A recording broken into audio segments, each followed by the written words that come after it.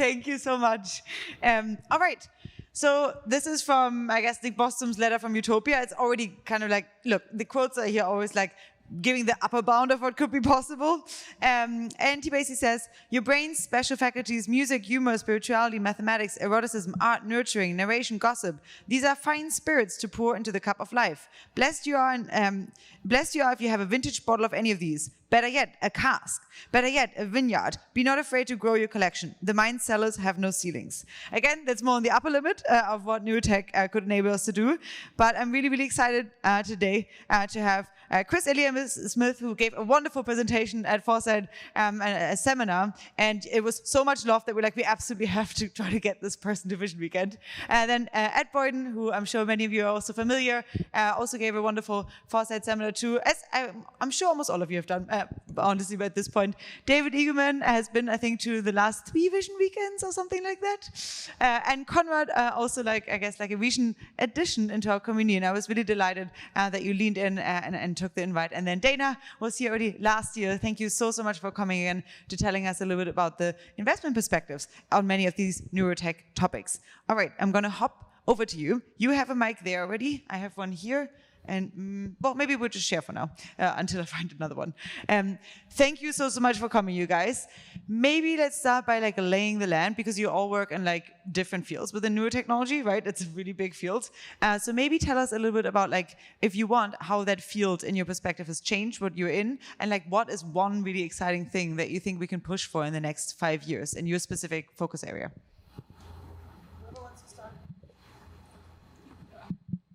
Okay, I guess that means me. Right, so my area of neurotech is building large-scale brain models. So my lab's known for having built the world's largest functional brain model that we have called Spawn. And I think the first question was, what exciting things have happened that are related to your field? And everyone's been talking about it already, which is LLMs, being able to scale in the way that we have.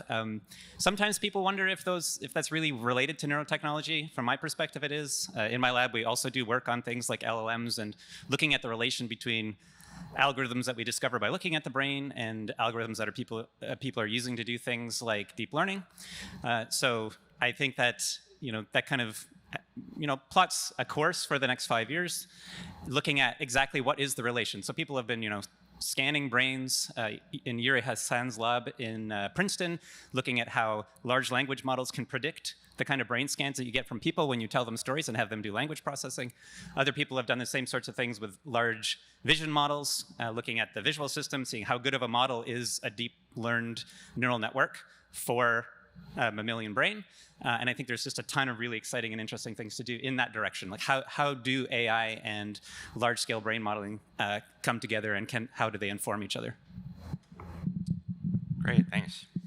Let's see. I guess one thing that I'm very excited about, and I think there's an interesting trend towards, is this idea of like molecular deconstruction of brains. Can we understand how brains are made out of networks of cells, and cells are made out of networks of molecules? And then one possible implication of this is really understanding what role specific molecules and cellular mechanisms play in emergent complexities like behavior or pathology. I mean, we have brain diseases that affect zillions of people, none of which we can fully cure, and which we have pretty poor treatments for many of them. So we can understand different roles that different mechanisms play, that can be quite powerful. And what's driving this is technology. Technologies that we and others are building that ideally would let us map the molecules throughout cells and the cells throughout circuits down to what you might call, in quotes for now, a ground truth level of description, the fundamental building blocks and how they interact. And one of the interesting implications, and I'm sure Konrad will probably allude to this as well, is, could you make simulations of brains that have biologically realistic mechanisms within them? Terrific. I'll take a different take. I think one of the most exciting things going on is just being able to push information into the brain via brain-computer interfaces, but these can be made non-invasively. So, for example, I have a company that does this, and we take information, let's just say from sound, and turn it into patterns of vibration on the skin, and that gets to the brain, and then people who are deaf can learn how to hear that way. And just the fact that the technology has evolved so rapidly over the last few decades that we can make this totally portable and easy, and expand the human Umwelt, in other words, what the space of signals are that we have access to. Yeah, for me, there's two areas I'm very interested in these days. One of them is, of course, the development of foundation models. Foundation models are great because we can scale up to very large amounts of data. And if we want to understand anything really interesting, we will need that. So that's one part. The other thing is, I think, a transition towards causal ways of thinking about brains. Now, traditionally, what we do is we stick a few electrodes into a brain, we see what's going on there. But there's an infinite number of ways how the things that we do record can be produced by all the processes that we don't record. And there's the molecules, and there's all those levels that are going on there. And I think we are moving into an era where we can probe causality by perturbing systems in very many dimensions. It's a project, briefly to mention, that Ed and me are collaborating on, which aims to perturb all the neurons in C. elegans and really figure out what every neuron does. But this transition from we record something and we come up with a cute story to let's really perturb things and figure out how things work, I think is the big development for me. I'm a little bit different from the other panelists. I'm a neuroscientist who happens to be an investor. So we spend a lot of our time not necessarily thinking about what is the absolute newest bleeding edge, but really what can we push and implement at scale. So in my world, what I'm most excited about in terms of recent development in the last several years has really been on the hardware side, to some of the other panelists' points, really kind of taking neuroscience out of the academic sphere, out of the hospital, and pushing it into ambulatory, continuous lifestyle measurements. I think it's going to get us some really interesting data sets. And with all of the advancements in data science, I think we're going to see a lot of interesting things in the coming decade. Wow, great.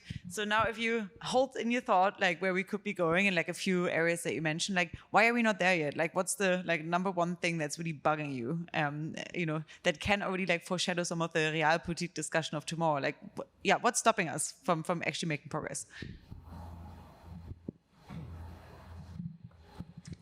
Same order, all right. Yeah, this is a good question. I don't think I have a particularly interesting answer to this, which actually might turn out to be interesting.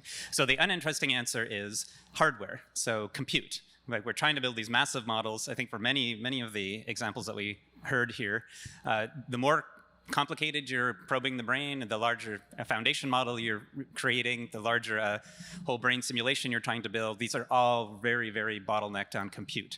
And compute turns into money very quickly. So right now, trying to get an NVIDIA card is extremely hard. And if you get the ones that you want, you then pay millions of dollars to train your model. And so in some ways, that's kind of the boring answer. I think it maybe turns around to get a little bit more interesting when we try to solve that problem and we start thinking about neuromorphic hardware or extremely low power hardware. And there's a lot of really interesting things we can do from an engineering perspective where we're actually learning from the system that we're emulating. So learning from, how is biology so incredibly efficient? 20 watts is all it requires for our brains to run. And that's because there are very different kind of engineering principles being employed. So, maybe there's really something exciting and interesting to go and try to solve this massive compute problem, which I think is not going to go away anytime soon, and is very closely tied to funding at this point.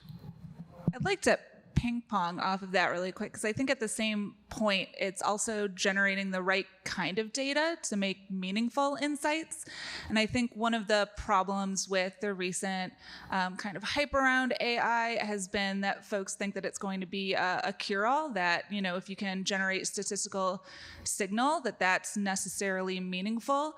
And I think finding data that is generating the right type of insights, and that's something that you can pull insights out of, is a really, really hard thing to do, to design those data streams in a way that is thoughtful and in a way that makes the data matter. So I think I want to go back to the previous talk with my statement, which is about incentive. So as scientists, what are we being paid for? We're being paid for writing wonderful papers that people love reading and that give our young trainees tenure. So there's a real problem on the incentive side there.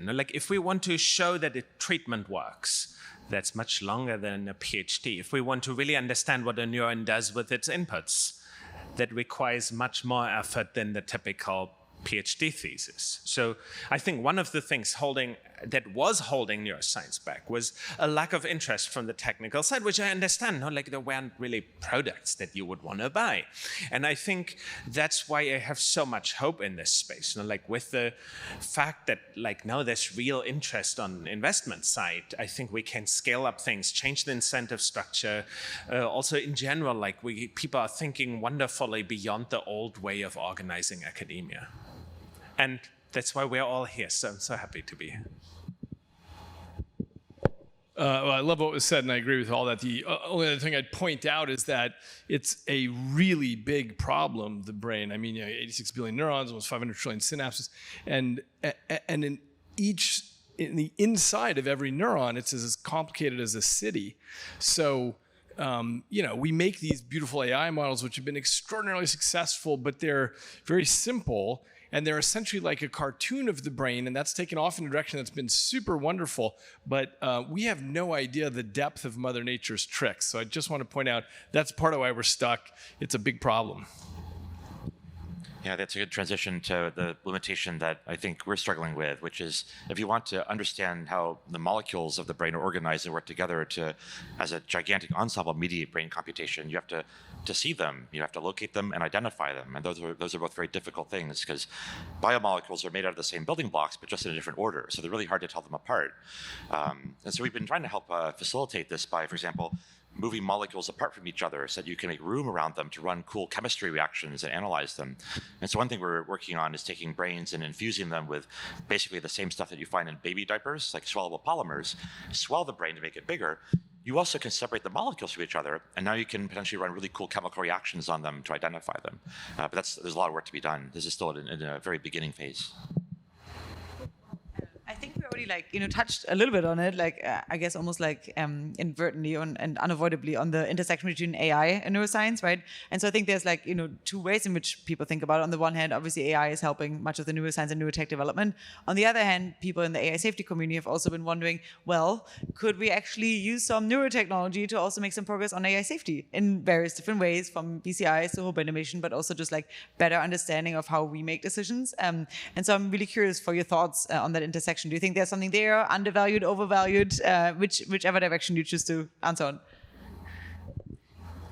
I think there's two levels where there's clearly wonderful ideas there. One of them is the cognitive science piece. And how can we understand what people really want to achieve? And that is what leads to many areas of AI alignment at the moment. The other possibility is if we could simulate biological brains meaningfully, and that's what we are very much interested in building, then you could say we can bring people into the simulation onto the other side where the circle gets to be dotted again in the previous talk, and then be able to increase the I/O for it, increase the simulation speed, and kind of bring real brains more into the domain where we currently have AI. And I think both are really interesting approaches that, given the dangers that are there, we definitely need to explore both.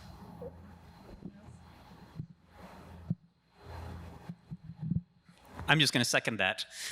So yeah, I think it's when people talk about alignment, and actually I've had some of these conversations already this weekend. It's often sort of very high level, sort of conceptual alignment. So can we have our ethics captured by our AI or sort of respected by the AI in some way?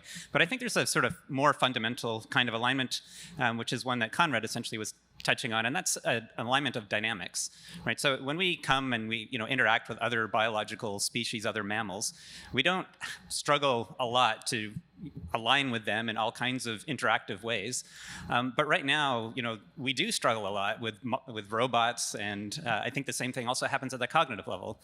So one of the things that I like to emphasize a lot about the kind of models that we build, and basically I think everyone who's doing brain modeling and brain simulation builds, it's very dynamic, right? So you have time as one of the parameters that you're trying to ensure is captured by your model. You want it to process information in the same kind of time frame that actual biological system does.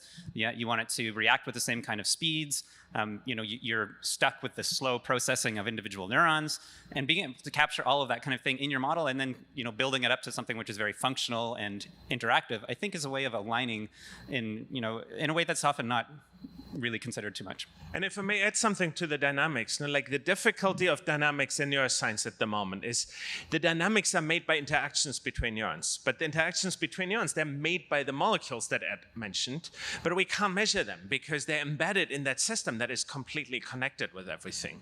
So we need to scale to a situation where we can basically perturb all the individual neurons so that we see what that does to the dynamics. And I think that will be one of the big new coming developments.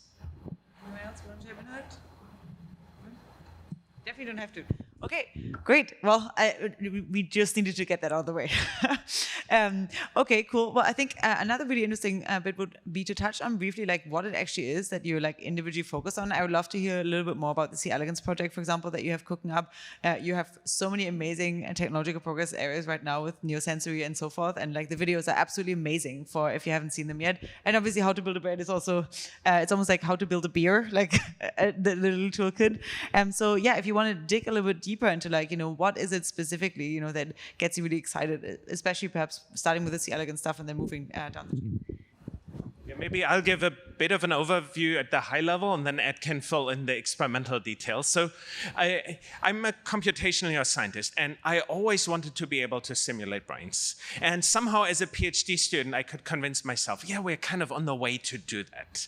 The problem is the theories that we were filling in things weren't enough to do that. What we really need is, for every neuron, we need to know what it does with its inputs. And it's like a city. So there's so many things happening within the neuron. So we need to find out for each neuron what it does with inputs, and then we need to simulate all of them taken together. So we need the experimental approaches to measure those functions. And this is something for which Ed and me have been building a team that can execute on that. And I think when it comes to how we will do that, like that's the data that we need. Like if you give me the data, inputs with stimulation and what the output is, I can fit a transform and I'm gonna be fine at fitting what the neurons do.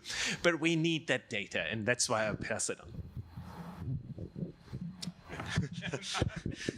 Yeah, so a stereo microphone here.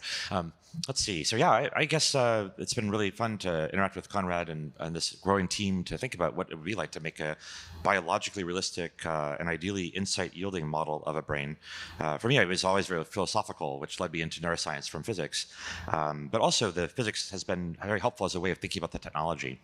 So Konrad pointed to the importance of causality earlier. And so one of the earlier techniques that we worked on of optogenetics allows us to borrow molecules from the natural world that convert light into different signals, such as electrical signals, install those molecules in brain cells, and then we can, even with individual cell accuracy, turn on or off certain cells. So that gives you the causality that I think Konrad has so eloquently pointed out is critical for understanding what something really does, right? Because you can look at something all day and not know really what is the most important part. And then the molecular side is also very challenging. So, again, I sort of allude to this idea that biomolecules are all made of the same things, but in a different order. And that's why sequencing has been such a powerful technique. So DNA sequencing, of course, has been one of the great technologies of our time in terms of impact on science and on medicine, frankly. But what about all the rest of the biomolecules? We have carbohydrates, we have proteins, the list goes on and on. And so one of the ideas is, can you generalize the concept of sequencing beyond DNA and the genome? Could we sequence everything? And so that's something that we're very actively engaged in, and many of our alumni are also in their own companies and other entities also trying to think about, can you generalize the concept of sequencing to everything? And then ideally install that sequencing technique inside the brain. And how do you do that? Well, this is where the expansion method that I mentioned earlier could be helpful. If you separate molecules from each other, you can kind of surround each molecule with like a test tube-like enclosure, virtual there for the most part, but something where you can control the chemistry with great precision. And you could then imagine sequencing everything right there inside a brain. And that would give you the ability to localize and identify the molecules that support that causal influence of one cell or set of cells upon the others. And if I can add one more thing for what you can do then at the end. In C. elegans, because it's small enough, we can see lots of the relevant molecules.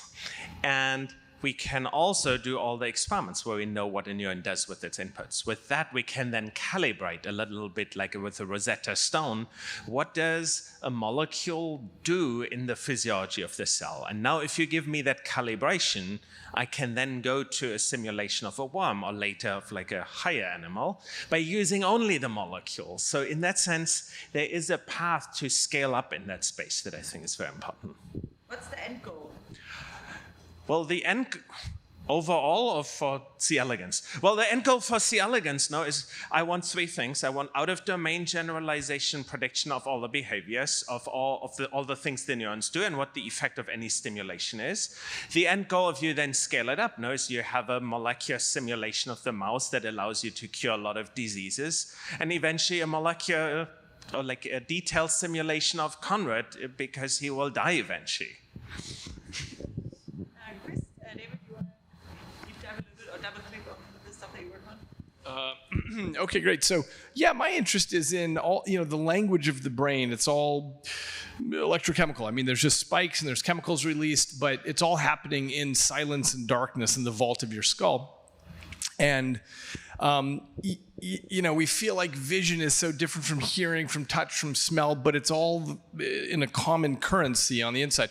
And if I were to show you a little patch of brain tissue and you had some magical microscope where you could see these spikes moving around, and I said, hey, is that vision you're looking at or hearing? Or you couldn't tell me. I couldn't tell you. It looks the same. It's the same stuff. So my interest has been in sensory substitution, pushing data into the brain via whatever channel. And so this is something I spun off from my lab a while ago, but we have 3 products on the market for issues of hearing. One's for people who are deaf, one's for essentially replacing hearing aids. It uses very cutting-edge AI just to listen for particular parts of speech, just, ST, K, V, things that are high frequency that your ear can't hear, and it just tells you, oh, that was that. And for people who are losing high frequencies, they can hear just fine at the medium and low frequencies, and this just clarifies what's going on at the high frequencies, and your brain learns how to combine those signals. We also have something for tinnitus, ringing in the ears. But my real interest is in the other 70 projects we have about feeding other kinds of information into the brain. And some of you know about some of these projects, like, whatever. I mean, here's an example. This is a dumb one, but, with these smartwatches, you can measure heart rate variability, galvanic skin response, things like that. We can take that data, put it on the internet, and then have someone else feel your physiology. So, for example, your spouse is feeling what's going on with you. Now, this might be a terrible idea for marriages, I have no idea, but it's an interesting thing about expanding what our perceptions are, or even just for yourself, making the invisible states of your body visible. We also have done things with, feeling the stock market, so you, can perceive the economic movements of the planet. Yeah, terrifying sometimes, right? Like in 2007. But and then, or feeling Twitter. That's terrifying, of course. But just being tapped into the consciousness of thousands of people at the same time, and having some sentiment analysis on a particular hashtag, things like this. But my big interest that I've loved is wearing infrared, mid-range infrared, so that I can tell temperature issues around me, which allows me to slice up time in different ways and understand, oh, there was just somebody in this seat in the last half hour, or, oh, this car parked here sometime in the last hour because the engine block is still hot, just as I'm walking by. Anyway, there are lots and lots of things. The reason this is interesting, I think, is because there's obviously a lot of interest in invasive brain-computer interfaces, dunking electrodes in there, which requires an open-head surgery. And even if you are willing to drill a burr hole, you can only get a certain number of electrodes in there. So this is a way of doing a brain-computer interface that's non-invasive. That's what I'm up to. I thought all of that was so interesting. We have at our firm a couple of neuroscience investments, and they're actually all outside of the brain, nothing in the brain yet. And I think, just as you were saying that writing into the brain is something that's really underappreciated, we also think a lot about reading, either going into or coming out of the brain. So probably my favorite investment that I've led at Breakout Ventures, where I work, is in a company that's digitizing olfaction by putting minimally invasive brain-computer interfaces on the olfactory bulb of scenting animals. So this is a part of the brain that is kind of on the very outside of the brain. You don't have to go into the skull to access it. So catching that stream of olfaction kind of in midstream before it goes up to the brain and gets jumbled to kind of bootstrap trans-species communication, understand what it is. I mean, right now it's in rats, but understand what it is your dog is smelling and contributing to things like smart cities or next-gen pandemic detection. So this is kind of where we're really excited, is all the things that you can do even not going into the brain. Oh, is there any other area, like from an investment perspective, where you'd like to see more work in, you know? Yeah, okay, I'll come back to that one. How to build a brain. Right, yeah. So the one thing I just learned, I guess, is that we should all buy electric cars so David Eagleman cannot tell when we parked in a particular location. But yeah, so in my lab, we've been doing more brain building, unsurprisingly. I wrote the book for a reason. We're basically on the third generation of, after that book was published. I think you won't be surprised from my introduction that the kinds of things we're looking at is, a lot of the models that we build are cognitive, so they're large-scale brain simulations, but they have to be functional, or I don't really care about them so much. So they have to do things. So they can do things like sort of simple intelligence tests and decision-making and perception and motor control and all these kinds of things. And I think that a lot of the things that our brain models can do, things like large language models struggle with, right? So ordering tasks in intelligent ways, or learning how to order tasks in new ways, or structuring the representations that are generated to make logical inference or do more symbolic types of reasoning, which a lot of these models often struggle with. So, the kinds of things that we've been looking at are building, scaling up the brain model, understanding algorithms that brains use that aren't really well reflected in deep neural networks. So one nice example of this is if you look at the hippocampus, there's a lot of processing of temporal information as well as spatial information. Not too long ago, people discovered things called time cells in the hippocampus. These are well modeled by continuous dynamical systems. Continuous dynamical systems are not typically the kind of thing you see in neural networks. We came up with a model, which was a continuous dynamical system, showed that it worked well for the hippocampus, and then went over to the time series processing literature and showed that it outperforms all the standard time series processing techniques, including transformers and LSTMs and CNNs and so on. So this is the kind of thing that I really like to do, right? Where you look at the brain, learn something about a representation at the cognitive level or at a sort of fundamental level, and processing continuous temporal data, then going and seeing, can this help us improve our large language models or our time series processors, and continuing to do that back and forth, all while making the brain model bigger and bigger and bigger. So that's essentially the kind of stuff that we're involved in.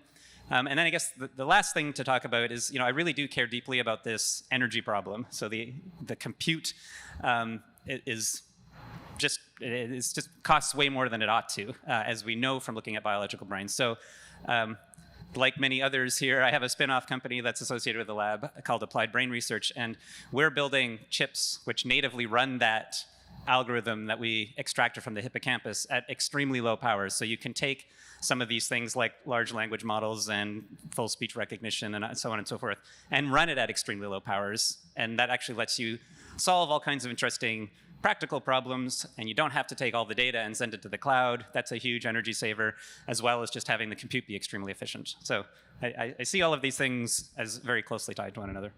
Wow, love it. What is the number one thing that you'd be really interested in diving deep on with participants during the speaker meet and greet? Is there, and if you still want to get back on the question of what's an undervalued area? Actually, I'll answer the investment undervalued area first, because I think it ties in with that. I think in neuroscience, it's so easy to overcomplicate things, and the neuroscience investments that we get excited about are the ones with really elegant, unexpected solutions. So this digital nose, by not building a new nose, but hijacking an existing pathway, or using muscle-computer interfaces in order to build advanced prosthetics instead of going into the brain. These are the kind of the things things that really resonate with us. And so like simple. That being said, what I would love to talk to people about at the speaker sessions are the more complicated areas of neuroscience. We haven't talked today about how at the same time that neuroscience is advancing, these other systems that interact with neuroscience in really meaningful and complicated ways, like the microbiome or the immune system, have also undergone absolute sea changes. And so I think those are going to be really important themes moving forward, and that's where I've been spending a lot of my time. Well, I'd love to generally talk with people about causality. So we have from machine learning and economics and various other sources good and interesting algorithms that we can use to figure out causality in systems, in particular if we can at least somewhat perturb the systems. And it's a problem that's shared between neuroscience and pretty much all the other panels that are happening here. So it's a good thing to talk about. I'd like to talk about what kind of new sense you would like to create and experience. Well, I'm really interested, I guess, in maybe starting more discussions at the border of philosophy and science. And for me, I've gotten more and more obsessed with something I used to obsess a lot about, which is consciousness and subjective experience in particular. You know, we can't measure it directly. You know, we look for correlates of it. Maybe one hope for these computational models is we'll see interesting things in there that, you know, could provoke interesting philosophical discussions. But yeah, you know, what is consciousness? Can we measure it? Are there ways that neuroscience can get more of a handle on understanding it? So, yeah, I got my own, apparently. I would love to talk about any of the things that I actually just talked about in my last answer. So low power hardware, energy efficient AI, large scale models, either of brains or on the AI system side, combinations of those things. And yeah, pretty much anything that we just talked about here was... Love it. Well, those will make for some really interesting discussions. I do want to, before we close the panel, go to our manifold questions for a second. If it's possible to get the screen on, that would be wonderful. Okay, so here are just a few. Also, a reminder, you can still add yours by tagging Foresight Institute on Manifold. Easy, and you should absolutely vote on them. They're all in the WhatsApp panel chat. Which possible application domain for neurotechnology is most promising? We have a lot of people really interested in the medical domain and in the augmentative domain. And the other ones, not so much, honestly. So if you want to get your voice out, you can still do so now.